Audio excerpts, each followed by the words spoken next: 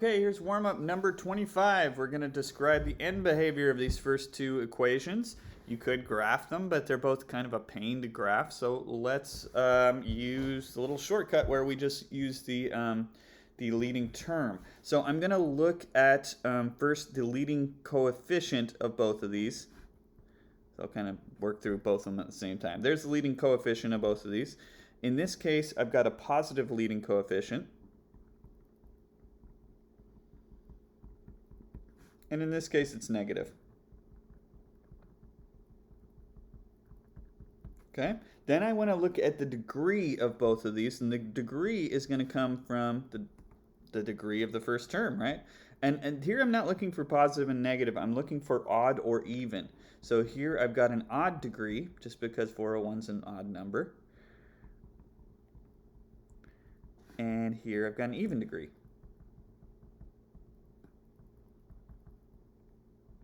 Okay, so now if I can think of the simplest possible equation with a positive leading coefficient and an odd degree, it's going to have the same end behavior as this. Actually, any equation with a positive leading coefficient and an odd degree will have the same end behavior. But the simplest one I can think of would be this, right? Because my leading coefficient would be 1, so it's positive, and the degree is also 1, that's odd. Okay, now that is just a straight line that is at a 45-degree angle going upwards like that. Okay, so now I just need to describe this end behavior. So if you imagine this being on an xy axis, there's my xy axis. Okay, and as I go left, I go down, right? So that's not really a mathematical way of saying this, but just to kind of get the idea. As I go left, I'm going to go down. So as x approaches negative infinity, that's kind of like going left on your graph, right? Then y is going to approach negative infinity. Because that means as x goes left, y goes down, right? So that's what happens on the left side. As we go right, we go up. Okay, and that means as x approaches positive infinity, as you go right, we're going to go up. Y is going to approach positive infinity as well. Okay, and there is our end behavior. Okay, all right, now let's try it with this one. So I'm just writing, okay, simplest possible equation. Okay, I need a negative leading coefficient. I need an even degree. So how about this, right? That's got an even degree, negative leading coefficient. Well, that's going to be a parabola that opens downwards. So same thing. As you go left on the x-axis, you're going to go down. As you go right on the x-axis, you're going to go down. So left down and right down. And then I just need to put those in this format. So left down, I just did that here. As we go left, go down. So as x approaches negative infinity, y approaches negative infinity. And then as x approaches positive infinity, y is going to approach negative infinity. Okay, these make great multiple choice questions because there's only 4 possible ways that the end behavior can shake out. Right, it can go left or right at the up or down at the left and up or down at the right, and if you do the combinations, there's 4 of them. Okay, so I've got some division on problems 3 and 4. We're going to simplify. You could either one of these you could do long division. There's nothing wrong with that. It'll work great.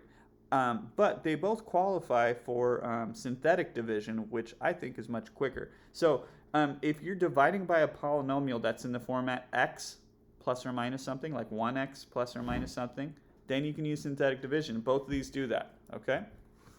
So here's how we do this. I'm going to make a little box, okay? And then I'm going to imagine, we're really going to take the opposite of this number. You can also say, imagine, well, if this was set equal to 0, then x would equal negative 2, okay? So whatever the opposite of that number really is going to go in this little box. So on this next one, I'm going to put positive 4. So big mistake is people put positive 2 here and negative 4 here, and that's going to ruin your answer, okay? So then I'm going to take just the coefficients of the number I'm dividing by.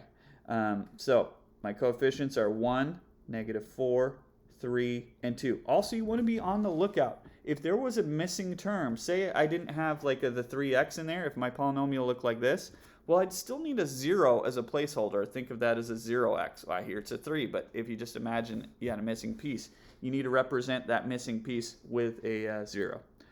Okay, so then I'm going to leave a space, draw a line like so, and a little other box beneath the last number. Okay, and this is once you get used to this, it's very easy, but it's just a pattern you got to learn. So this first number, we can really think of this as an addition bar. We're adding two numbers together. Now there's nothing to add the 1 to. So I'm adding 1 to 0, or you can just think of pulling that number down. So 1 plus nothing is 0, okay? Now when you get a number down here, you're always going to multiply it by the number in this little box. So here 1 times negative 2 would be negative 2. And I'm going to put that negative 2 in this slot, okay? Then, since these are lined up above that bar, I'm going to add those two together. Negative 4 plus negative 2 would be negative 6, okay? And anytime you get a number down here, multiply it back by negative 2 or whatever is in this box. So negative 6 times negative 2, positive 12. Add these two together. You know, so you're adding, multiplying, adding, multiplying, adding, multiplying. Negative 2 times 15 would be negative 30. And then adding one more time, 2 times negative 30 is negative 28. Okay? Now, I finished the synthetic division, but I still have to interpret what this means. So what I'm going to do is take this bottom row and write that into a polynomial. Okay? So this last number, I like to kind of build it from the right side to the left. Okay?